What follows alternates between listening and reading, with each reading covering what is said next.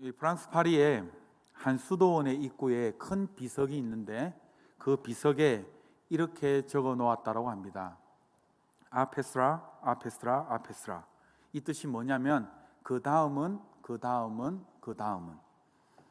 이 법학을 공부하는 한 학생이 이 마지막 한 학기를 남겨두고 학자금을 해결할 수가 없어서 굉장히 마음이 답답한 나머지 이 신부님을 찾아갔습니다.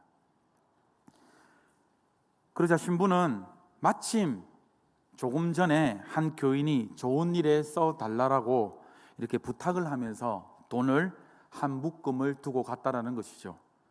그러면서 이 청년에게 이야기하기를 이 돈은 분명 자네의 것인 것이 분명하군 하며 돈을 청년에게 넘겼습니다. 청년은 매우 기쁘기도 하고 또 한편으로는 매우 당황을 했습니다. 이렇게 기도 응답이 빨리 오는구나. 신부님에게 물었습니다. 정말 이 돈을 가져가도 되는 것입니까? 그러자 신부는 그럼 이것은 자네의 것이야 라고 하고 자네에게 하나님께서 자네에게 주시는 것일세라고 이 돈을 건넸다라고 합니다. 학생이 기쁜 마음으로 그 돈을 가지고 돌아서려고 하는 순간 신부가 그 청년을 잠깐 불러 세웁니다. 잠시만 청년, 내가 한 가지만 묻겠네. 자네 그것을 들고 가서 무엇을 할 건가? 청년이 당당하게 이야기했습니다. 네 신부님, 당연하게 등록금을 내야 되겠죠. 그러면 그 다음은 무엇을 할 텐가? 네, 열심히 공부를 해야 되겠죠. 그리고 공부하고 나서는 그 다음은 무엇을 하게 될 텐가? 졸업을 해야 되겠죠. 그리고 그 다음은 무엇을 하게 될 텐가? 변호사가 되어 억울한 사람들을 위해서 제가 변호를 하겠습니다. 아주 좋은 생각이구만. 정말 그래 주었으면 좋겠네. 청년, 그리고 변호사가 되어서 무엇을 하게 될 터인가? 돈을 벌겠습니다. 그 다음은 무엇을 할 것인가? 장가를 가게 될 것입니다. 이 심상치 않은 이 질문에 청년은 그 이상 대답을 할 수가 없었습니다. 그러자 신부는 빙그레 웃으면서 이렇게 대답을 했다고 합니다. 내가 대신 이야기하지.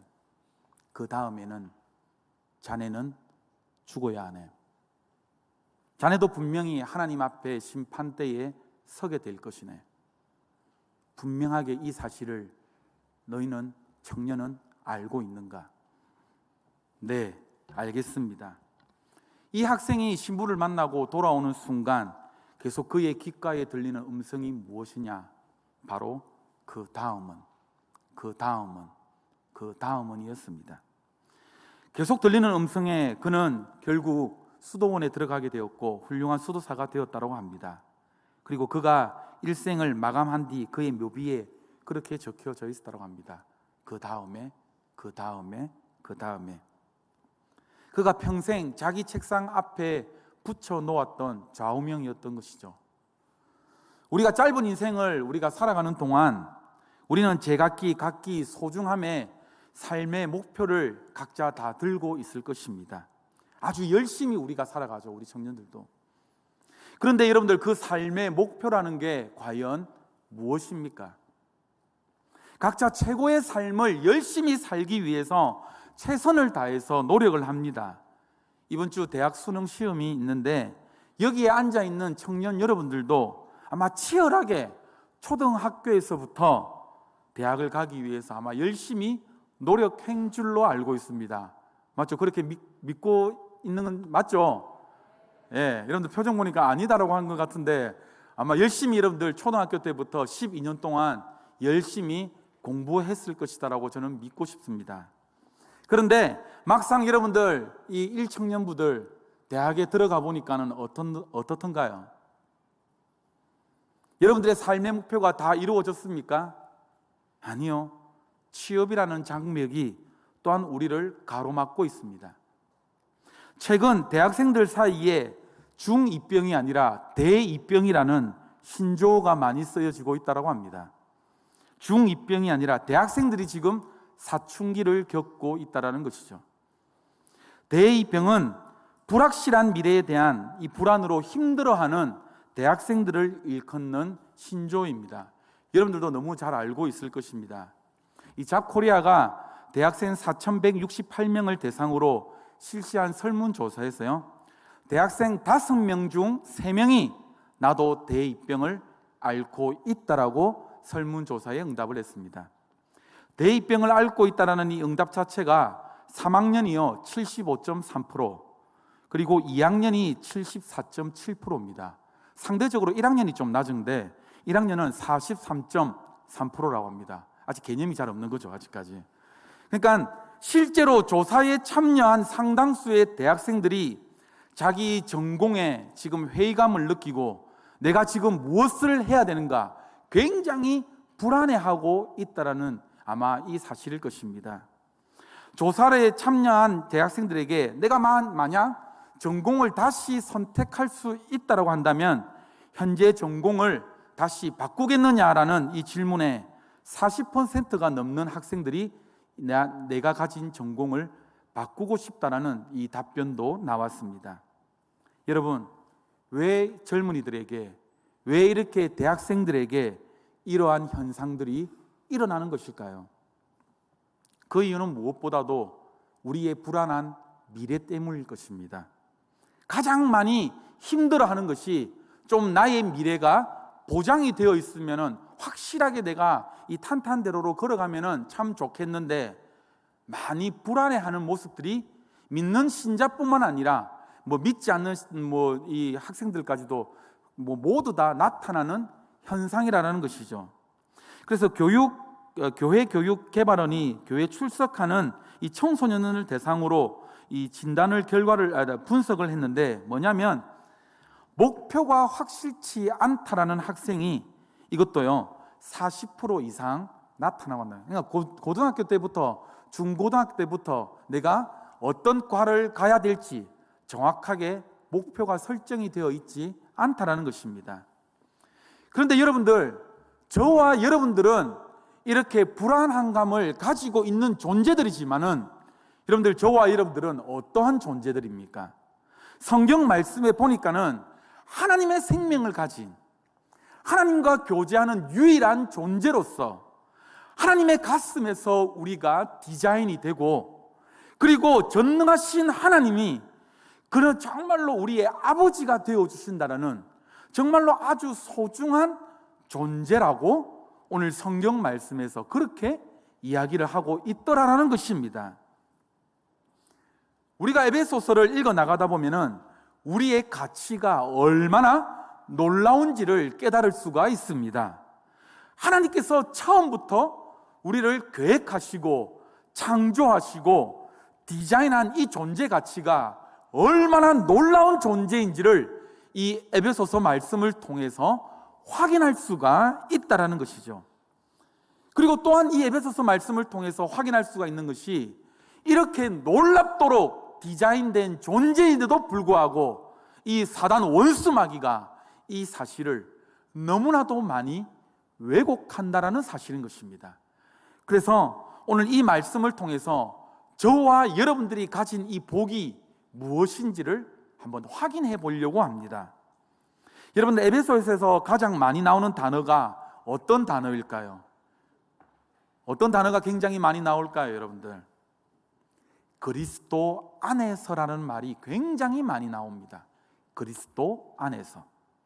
그리고 또 많이 나오는 말이 어떤 단어이냐라고 하면은 풍성과 충만입니다. 성경의 그 어느 책보다도 그리스도 안에서 성도들이 누려야 될 이 풍성한 은혜, 이 충만한 은혜를 기록한 책이 바로 어떤 책이다? 바로 에베소서다. 여러분들 코칭만 할 때 여러분들 에베소서 잘 배우고 계시죠? 그래서 누구보다도 그 내용을 여러분들 잘 알고 계실 것입니다.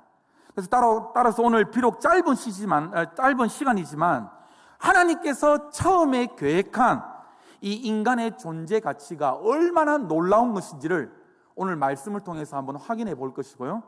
두 번째로는 이 악한 원수 사단이 이 사실을 어떻게 왜곡했는지 이 사실을 한번 알아볼 것이고, 또한 세 번째, 죄가 무엇이며 또한 구원이 무엇인지, 예수 안에 들어와 있는 이 상태가, 이 복이 얼마나 놀라운 것인지를 오늘 말씀을 통해서 한번 확인해 보려고 합니다. 자, 그러면 우리 성경 말씀을 한번 봅시다. 오늘 저와 여러분들이 한번 읽은 이 묵상 말씀에서, 본문 말씀에서 3절 말씀입니다. 3절 말씀 한번 읽어보는데요, 3절 말씀은 에베소서 말씀의 전체의 중심 구절이라고도 할 수가 있는 구절입니다. 3절 말씀을 함께 한번 읽어보시겠습니다. 시작.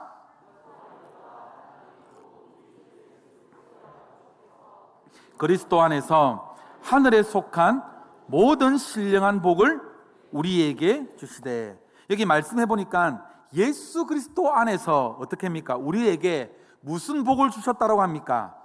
하늘에 속한 모든 신령한 복을 우리에게 주셨다라고 합니다. 하늘에 속한 모든 복. 지금 우리가 이게 무엇인지는 잘 모르겠지만 일단 복이라고 하니까는 다 그냥 우리에게 있으면 좋겠다, 맞죠? 우리가 뭐 자고 일어나면은 저도 그런 상상을 가끔씩 한번 해봅니다. 돈이 좀 필요할 때 눈 자고 탁 일어나면은 한번 로또 맞은 것처럼 한번 돈이 한번 탁 있었으면 좋겠다. 그렇다고 제가 로또를 해본 적은 없습니다. 그러나 로또만큼 한 몇십억이 내한테 좀 있었으면은 얼마나 좋을까. 실제로 제 군대 생활을 했을 때 제 후임이, 그때는 로또가 없었고 뭐 주택복권이 있었고 그랬거든요. 그런데 이 친구가 휴가를 나가가지고 이 즉석복권을 긁은 거예요. 즉석복권을 긁었는데, 아니 그때 당시에 5천만 원이 나온 거예요. 그래서 이 친구가 머리를 썼어요. 그때 막 이 연달아 나오니까 어떻게 하겠습니까? 그 가게에 있는 모든 복권을 다 사버렸어요. 예. 그래서 다시 5천만 원이 걸려버렸어요.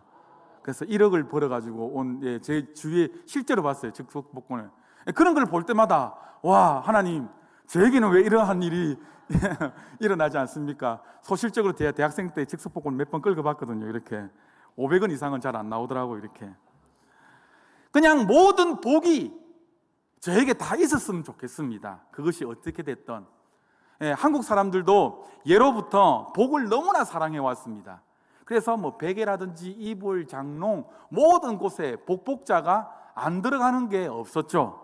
우리나라뿐만 아니라 여러분들 중국도 여러분들 마찬가지도 복을 너무나 좋아합니다. 여러분들 가끔씩 이 중국 요리집에 가면은, 일식집이나 가면은 뭐 하고 있습니까? 이거 고양이가 이렇게 하고 있잖아요. 막 이렇게 복자 이렇게 해가지고 복 빌어 달라고. 그런데 우리가 본문 말씀을 읽어 나가다가 복이라고 딱 이야기하니까 눈이 번쩍 뜨여집니다만, 오늘 말씀해 보니까는 그 복이 무슨 복이라고 합니까? 하늘에 속한 복, 신령한 복이라고 이야기합니다. 오늘 이 시간 이 단어에 우리가 주목해 볼 필요가 있습니다. 복은 복인데 어떠한 복이라고요? 하늘에 속한 어떠한 복요? 신령한 복. 그런데 이 세상 사람들은 살아가면서 전부 이 땅에 누릴 복을 찾는 것이죠. 우리가 열심히 공부하는 것, 좋은 직장을 구하는 것, 뭐 결혼하는 것 모두 다 어떻습니까? 이 땅에서 행복해지려고 복을 구합니다. 그래서 이 모든 것들은 육신적인 것들인데, 여러분들 오늘 말씀에서는 하늘에 속한 것이 어떤 복이라고 이야기합니까? 신령한 복이라고 이야기합니다. 물론 여러분들 건강도 필요하고 재물도 필요하고 뭐 땅에서 잘 되는 것 여러분들 필요합니다.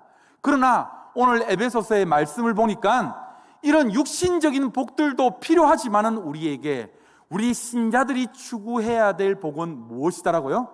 이것을 뛰어넘어서 하늘의 신령한 복을 추구하는 자들이 되어야 한다라고요.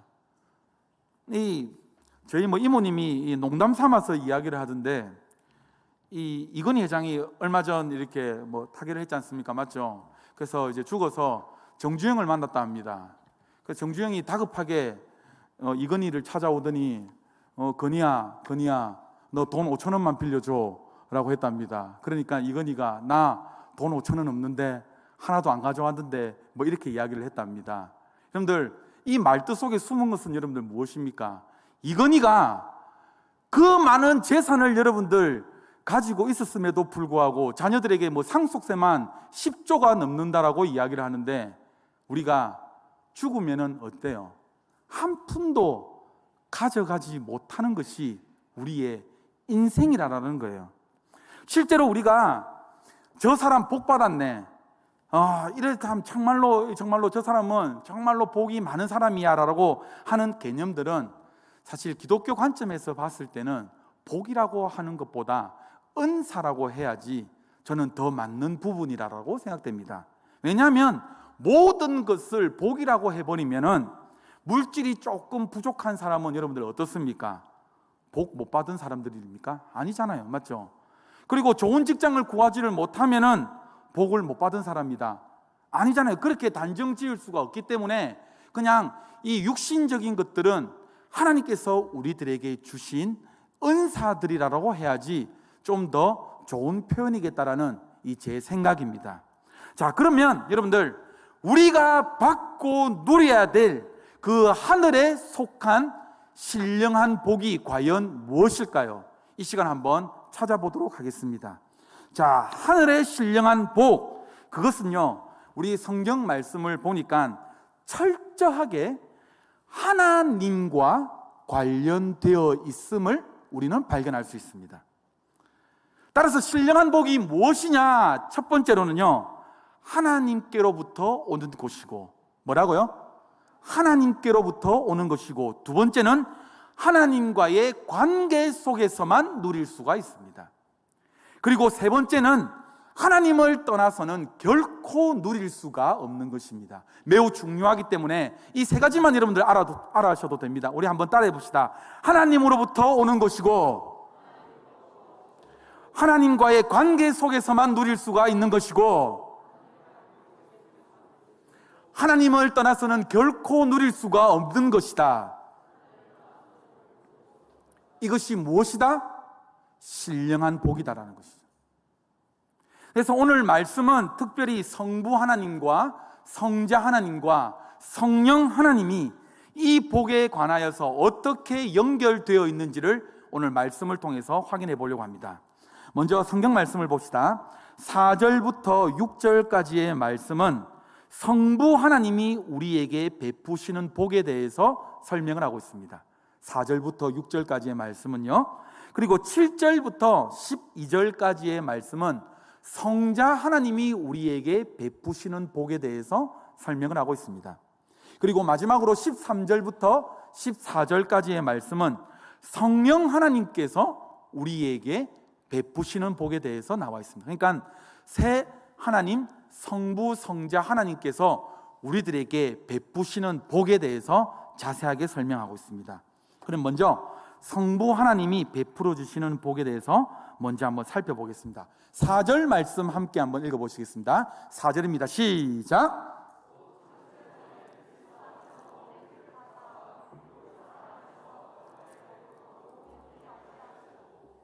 아멘. 4절 말씀에 보니까는 하나님께서 지금 언제부터요? 창세 전부터 우리를 향해서 무엇이 있었다라고 이야기합니까? 세워놓은 계획이 있었다라고 이야기합니다. 그 계획이 무엇이에요? 우리가 하나님의 사랑 안에서 그분 앞에 거룩하고 흠이 없게 하려는 것이죠.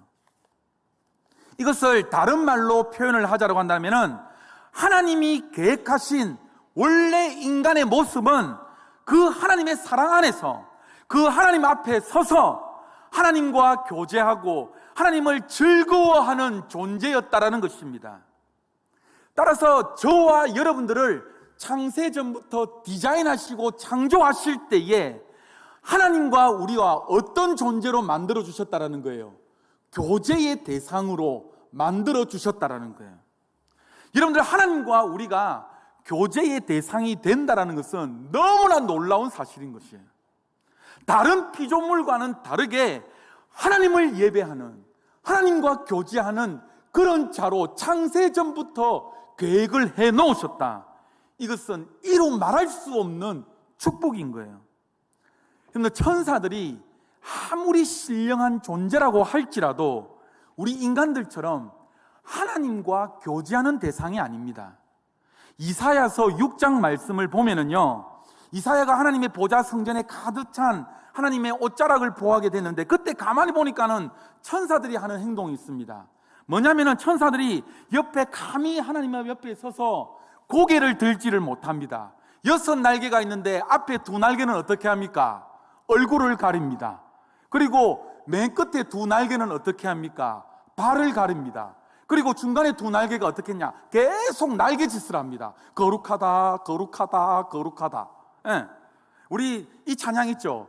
거룩, 거룩하다, 만군의 여호와. 이 말씀 비슷해요. 계속 날개짓을 하면서 하나님 옆에서 얼굴도 들지도 못하고 바라보지도 못하고 거룩하다, 거룩하다, 거룩하다, 계속 그렇게 하고 있는 거예요. 천사들이 거룩하신 하나님을 쳐다도 볼 수가 없는 거예요. 그냥 그만두라 할 때까지 계속 날개짓 해야 되는 거예요. 계속 지금. 또 한번 보십시오. 이 땅의 수많은 자연들과 동물들, 이 동식물들도 하나님과의 교제 대상이 아닙니다. 닭, 개, 소, 코끼리, 하나님과 교제의 대상이 아닌 거예요. 또한 태양, 하나님이 한번 비추어라라고 이야기하니까 무엇입니까? 계속해서 비추어야 되는 거예요. 수천 년, 수만 년이 지나도 계속해서 빛을 비추어야 되는 것입니다.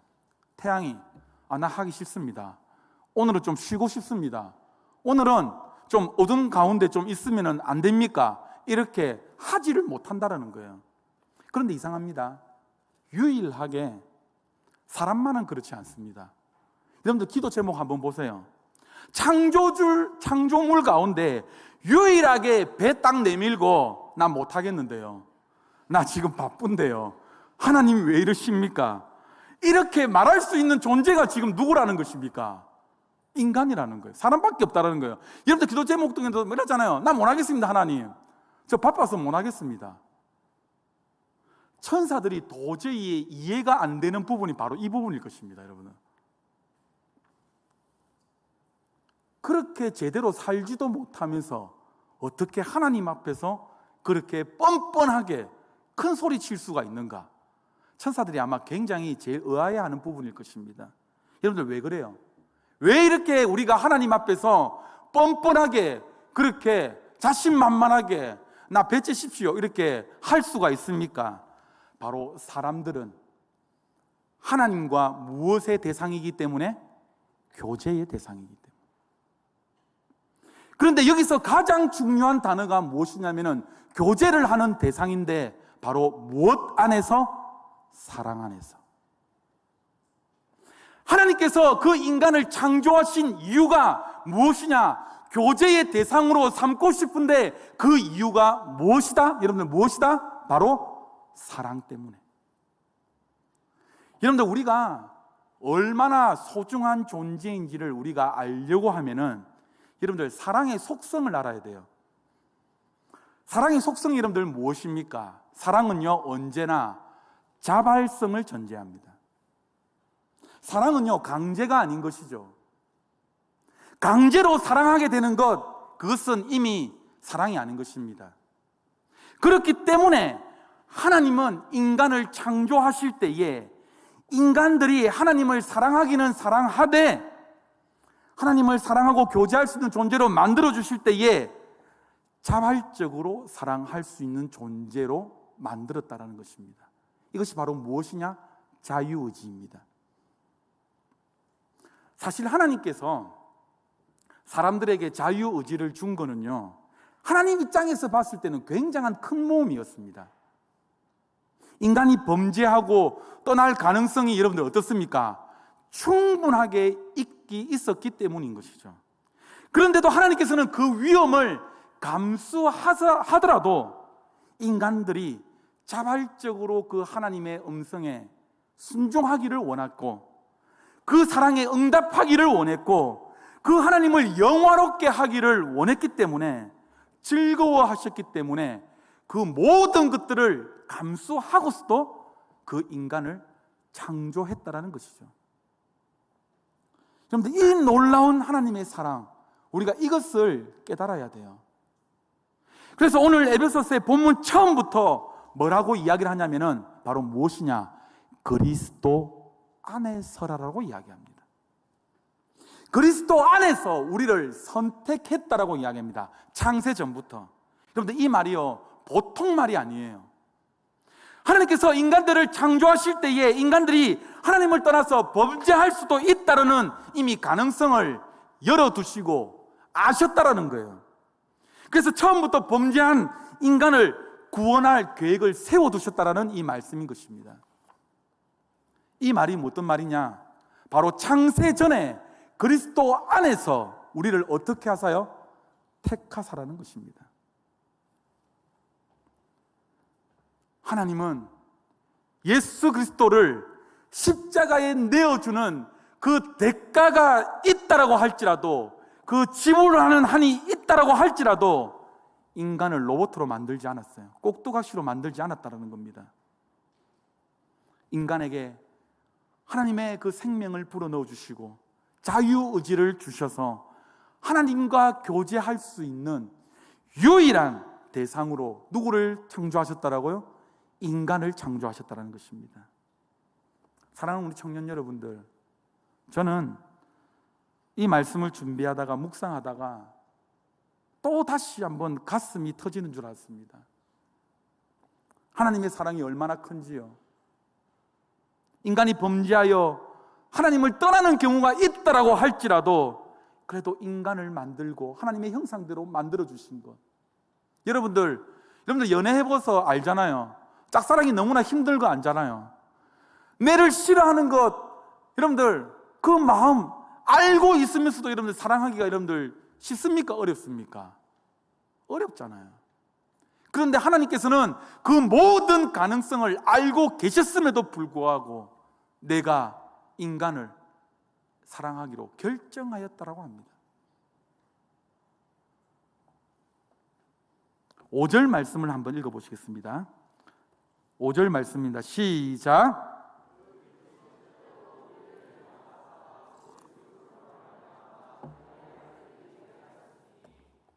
5절 말씀을 보니까 더욱더 우리가 놀라는 사실이 있는데 그것이 무엇입니까? 바로 자기의 아들들이 되게 하셨답니다. 창세전부터 그 기쁘신 뜻 안에서 예정하신 일이 우리와 교제하는 사람으로 만들어 주셨는데 그것을 더욱더 뛰어넘어서 무엇으로 삼게 하셨다라고요? 자기의 아들들이 되게 하시는 것. 여러분, 구원이라는 게 바로 이런 것이죠. 우리를 하나님의 자녀 되게 하시는 것.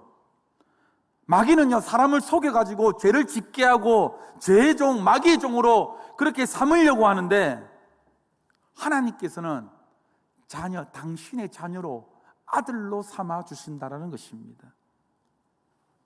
여러분, 우리가 하나님을 아버지라고 부를 수 있는 바로 유일한 창조물이라는 것입니다. 우리가 하나님을 아버지라고 부르는 게 정말로 평범한 단어인 것 같지만 여러분들 절대로 이게 아니에요. 하나님을 아버지라고 부르는 것은 세상의 그 어떠한 것보다도 비교할 수 없는 놀라운 축복인 것입니다. 왜냐하면 이것은 관계를 설명하는 단어이기 때문입니다.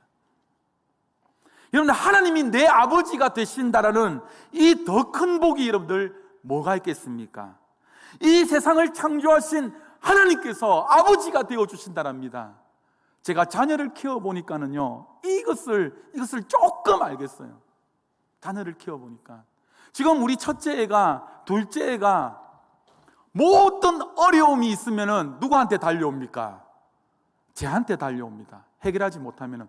요즘 제가 색종이 접느라고 너무 힘들어 죽겠습니다. 색종이 접기 책을 가져와서 어려운 거 있으면 제 보고 접어달라는데 너무 어렵더라고요. 너무. 그러니까 어려운 거 있으면 왜? 그 아이의 마음속에서는 지금 뭐가 지금 이게 딱 생각이 굳어져 있어요. 아빠한테 가면은 모든 것이 해결된다. 그런데 제가 못해, 이것이 그냥 가라 이라고 이야기합니까? 내가 할 수 있는 최선의 방법을 다합니다. 그리고 어떤 때는요, 밤이 새도록 그것을 접어놓습니다. 연구에 연구를 해서. 오가 아니라 아침에 일어났을 때에 그 아이가 기뻐하는 모습을 볼 때 제가 얼마나 좋은 줄 아세요? 이게 아버지의 마음이라고요. 여러분들이 하나님 아버지와 교제할 수 있다, 관계의 대상이 될 수 있다, 바로 이런 관계라고. 이런 관계. 하나님, 내가 정말로 이러한 상태에 있습니다 라고 할 때에 하나님께서 여러분들을 그냥 가만히 두시지 아니하시고 고민하시며 여러분들의 마음 상태를 누구보다도 잘 아신다라는 거예요. 그래서 이 말씀을 묵상하며 설교를 준비할 때에, 또한 내 자녀를 바라볼 때에 가슴이 터지는 줄 알았어요. 아, 하나님과의 관계가 바로 이러한 것이구나. 이 세상을 창조하신 만왕의 왕이 내 아버지가 되신다. 이 말은요, 하나님을 부를 수 있는 가장 영광스러운 표현이에요. 그래서 우리가 이 사실을 정확하게 깨달을 때에 세상에 그 어느 것을 소유한다라고 할지라도 하나님 아버지를 소유한 그 기쁨만큼 비교가 되지를 아니하는 것입니다. 두 번째로 성자 하나님이 베푸신 복을 한번 살펴보겠습니다. 7절부터 12절까지 성자 하나님이 우리에게 베푸신 복에 대해서 말씀하는데, 자, 7절 말씀 한번 읽어보시겠습니다. 7절 말씀입니다. 시작.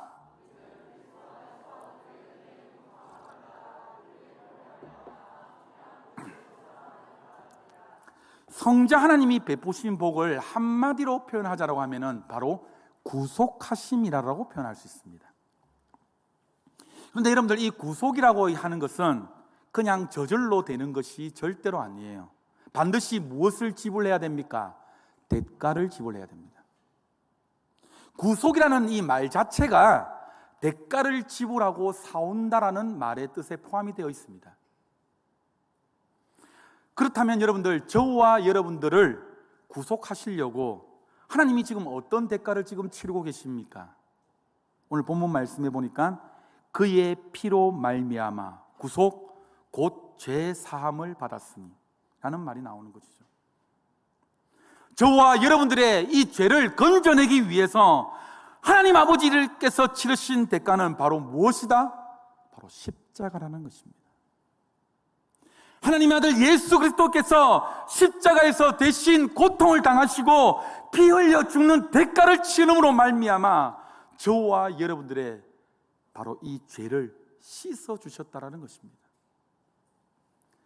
이 에베소서를 적을 당시, 로마 당시에는 600만 명 정도의 노예가 있었다고 합니다. 자유를 잃어버리고 노예된 삶이 얼마나 비극적인 삶인지 아마 사도 바울은 똑똑하게 보았을 것이에요. 바울은 그런데 육신의 자유를 잃어버린 것보다 더 무섭고 더 비극적인 것이 무엇이냐? 바로 죄의 종이 되는 것이다. 그런데 하나님께서는 그 풍성한 은혜를 힘입어서 이런 죄와 이런 마귀의 손에서 우리를 어떻게 해주셨다라고요? 구속해 주셨다라고요. 사랑하는 청년 여러분, 이것이 바로 무엇이냐? 하나님의 은혜의 극치인 것이죠. 저와 여러분들을 구원하시는 이 하나님의 놀라운 은혜, 그 중심에는 언제나 십자가가 우뚝 서 있는 것입니다. 하나님이 예수님과 우리를 맞바꾸어 버렸습니다. 우리가 죄를 짓고 우리가 지옥 갈 인생인데도 불구하고 하나님께서는 자기의 아들 독생자 그 생명을 아끼지 아니하시고 맞바꾸기 때문에, 무엇 때문에? 그 사랑 때문에. 제가 이번에 바이블키 수업을 하다가 이렇게 쭉 이야기를 나누다가 얼마나 집사님 아내를 사랑하십니까? 라고 이야기를 했는데, 사실 저도요 이것을 묵상할 때에 내 아내를 위해서, 내 자녀를 위해서 목숨을 맞바꿀 수 있다, 말은 쉽게 하겠죠. 여러분들, 우리 아내를 위해서, 자녀를 위해서 내가 극한 상황이 왔을 때에 물론 물에 빠지면 뛰어들 수는 있겠으나 목숨을 맞바꾼다, 사실 저도 감이 잘 안 옵니다. 죽음 앞에 설 때는 제가 어떻게 돌변할지 저도 잘 모르겠습니다. 이 아내가 이 설교 방송을 들을 때 참 조심스러운 발언이지만, 뭐 아내를 위해서 제가 뭐 목숨을 바쳐서 해야 되겠다라고 뭐 이야기는 해야 되겠지만, 사실 그 상황 오면은 잘 모르겠어요. 저도 진짜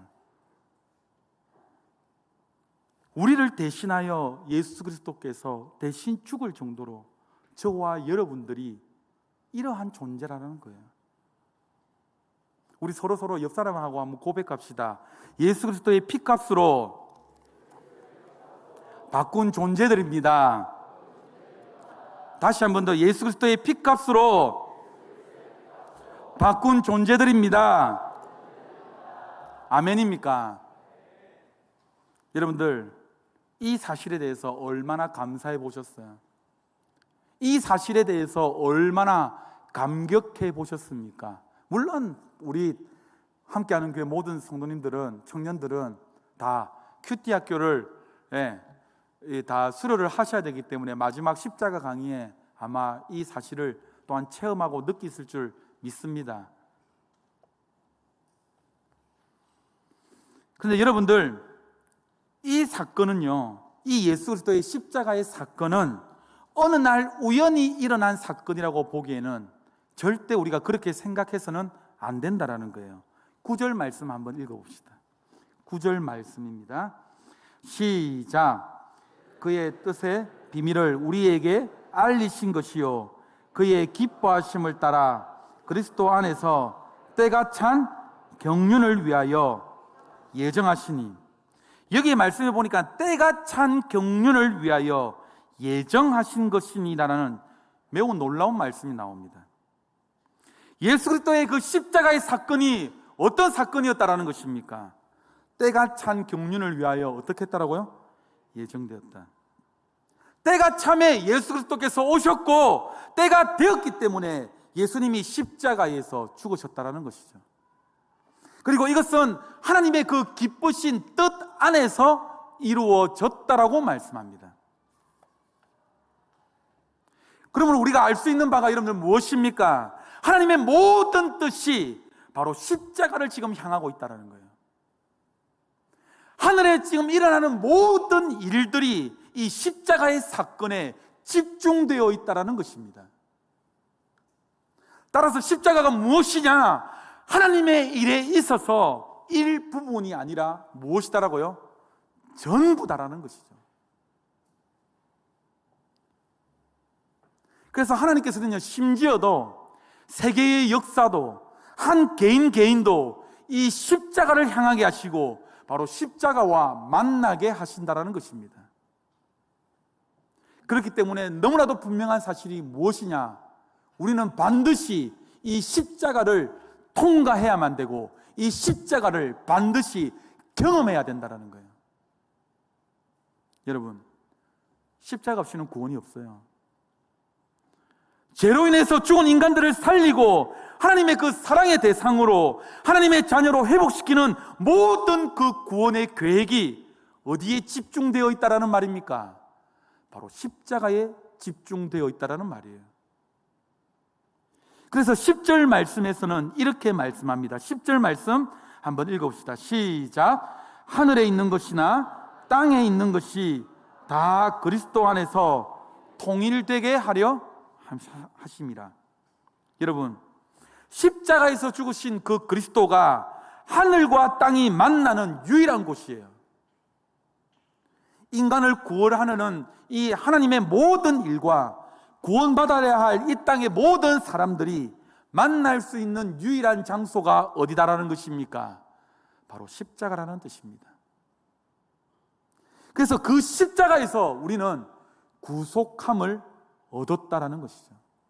마지막으로 살펴볼 것, 성령 하나님이 베푸신 우리에게 복을 한번 살펴보겠습니다. 자, 13절과 14절 말씀 한번 살펴봅시다. 13절과 14절입니다. 시작. 그 안에서 너희도 진리의 말씀 곧 너희의 구원의 복음을 듣고 그 안에서 또한 믿어 약속의 성령으로 인치심을 받았으니 이는 우리 기업의 보증이 되사 그 얻으신 것을 속량하시고 그의 영광을 찬송하게 하려 하심이라. 여러분들 여기 말씀의 13절과 14절 말씀에 보니까는요, 굉장히 중요한 단어, 네 단어가 나옵니다. 어떤 단어가 나올까요, 여러분들? 맨 처음에는 듣고입니다. 듣고. 두 번째로는요, 믿어입니다. 네, 맞습니다. 믿어. 그리고요, 인치심입니다. 예, 잘하네요. 인치심. 그 다음에 어떤 단어입니까? 보증입니다. 이 네 단어는요, 우리가 구원을 받는 매우 중요한 과정을 나타내어주는 이 단어입니다. 여기서 지금 듣고라라는 이 말은 우리가 어느 날 우연히 어떻게 된다면, 우연이라는 말은 없죠. 제가 신대원 입학 면접 칠 때에 제가 이렇게 자기소개서를 적는데 제가 우연히 뭐 이렇게 했습니다라고 적었는데, 이 신대원 입학할 때 교수님은 굉장히 면접을 깐깐하게 보시거든요. 왜냐? 목사가 될 사람인데 성품을 보거든요. 그래서 일부러 화를 화를 내게끔 질문을 합니다. 그래서 제게 온 질문은 뭐냐면, 자기 소개에서 제가 우연히 뭐뭐 했는데, 유랑군이 우연이라는 말이 유랑군의 삶에서 우연이라는 이 단어를 설명해 보십시오. 그리스도인의 삶에서 우연이 있습니까? 바로 묻는데 제가 너무 당황을 해가지고 어떻게 이야기를 할 줄을 모르겠더라고요. 그래서 제가 어떻게 대답할게요? 몰라서 배우러 왔습니다라고 했습니다. 이런 겸손한 자세를 좀 원하더라고요. 네, 우리가 듣고라는 말은 우리가 어느 날 복음을 어떻게 됐다라는 거예요? 듣게 되었다라는 것이죠. 쉽게 말하면 구원의 복음을 듣게 되었다라는 것이죠. 그런데 내 영혼을 막 뒤흔들어 놓고 하나님 말씀 앞에 딱 서게 하는, 말씀이 딱 제 것으로 딱 받아들이는 그런 시간이 있어요. 그런 타이밍이 있어요. 그 말씀에 딱 귀를 기울이게 하는 어느 날 말씀이 들리는 딱 시간이 있어요. 여기 앉아 있다라고 하나님의 말씀이 다 들리는 것이 아니라 어느 순간 하나님의 말씀이 다 깨달아지는 시간이 있어요. 그 말씀이 그 내 가슴을 흔들어 놓게 하는 것, 그것이 바로 누가 하시는 일입니까? 바로 성령 하나님이 하시는 일이에요. 어떤 사람들은요, 말씀을 듣고도 깨달아지지가 않습니다. 정말로 이분들은 굉장히 힘든 분이에요. 이해가 갑니다. 제가 그랬거든요. 제가 목사의 아들로 자라서 제가 중고등학교 때 내가 어느 정도 이 말씀은 체험은 했고 정말로 어느 것인지를 알기는 아는데 정확하게 이 말씀이 내가 딱 와닿지를 않아가지고 참 제가 많이 힘들었어요. 그런데 이 말씀이 깨달아진다는 거 정말로 하나님의 은혜인 것이죠. 은혜가 아닐 수가 없습니다. 그런데 그 다음 뭡니까? 중요한 단어가 뭐라고 했습니까? 믿으라는 단어입니다. 들은 다음에는 믿어줘야 되는 거예요. 그러니까 복음을 듣고 지금 예수님을 구원자로 믿게 되면은 성령님이 하시는 일이 또 있는데 뭐냐면은, 하나는 인치심을 하는 일이고 또 하나는 어떤 일이라고 하는 겁니까? 보증하는 일이라고 이야기합니다. 우리가 듣고 믿고 하나님의 은혜 가운데 이것들이 일어나기 시작하면은 성령님께서 우리에게 딱 행하시는 일들이 있는데, 어떤 일들을 행하신다? 인치시고 보증하신다라는 거예요. 우리가 예수님에 대해서 믿고 딱 듣고 믿는 순간에 성령 하나님께서 우리들에게 딱 뭐 하셨다라는 거예요. 여러분들 이런 비유가 참 적절한지는 모르겠지만, 여러분들 정육점 가면 여러분들 딱 뭐 합니까? 여러분들 돼지에게 딱 등급 매기잖아요, 맞죠? 항상 우리가 가끔 이렇게 삼겹살 구워 먹을 때 파란 도장 이렇게 찍힌 부분이 약간 나오잖아요, 맞죠? 그것처럼 딱딱 도장을 찍는 것처럼 우리 하나님께서 우리를 딱 도장을 딱 찍는다는 겁니다. 인친다는 겁니다. 뭐로 인친다라는 거예요? 너는 나의 무엇이다? 하나님의 나의 자녀이다, 아들이다, 딸이다라는 것을 딱 도장으로서 딱 찍는다는 말입니다. 그런데 이어서 14절 말씀을 보세요. 14절 말씀을 보니까는 이는 우리 기업에 무엇이 대사라고 말이 나옵니까? 보증이 대사라는 말이 나옵니다. 성령 하나님께서 우리를 인치시는 것뿐만 아니라 우리 기업에 무엇이 된다라고요? 보증이 된다라고 이야기합니다. 우리 청년들은 이게 무서운 말이 뭔지를 잘 모르겠지만, 이 말이 얼마나 중요한 말인지 모르겠지만, 사업을 해보면은요, 이 보증이라는 말이 얼마나 무서운지를 실감합니다. 혹시나 부모님 가운데서 이 보증 때문에 혹시 어려운 당하신 분 혹시 있으세요? 사업하는 사람에게 있어서 보증은 무엇입니까? 생명처럼 중요한 것이죠. 보증이 있고 보증이 없고는 엄청난 차이입니다. 요즘 아버지가 자식도 여러분들 보증 안 써주려고 합니다. 맞죠? 보증인이 되는 것은 뭐 하겠다라는 의미입니까? 모든 것을 내가 어떻게 하겠다? 책임지겠다라는 말입니다. 그런데 하나님께서는 지금 뭐라고 하십니까? 성령님을 우리에게 부어주셔서 우리로 어떻게 하겠다? 보증인이 되겠다라고 합니다. 모든 것을 어떻게 하시겠다? 책임져 주시겠다라는 겁니다.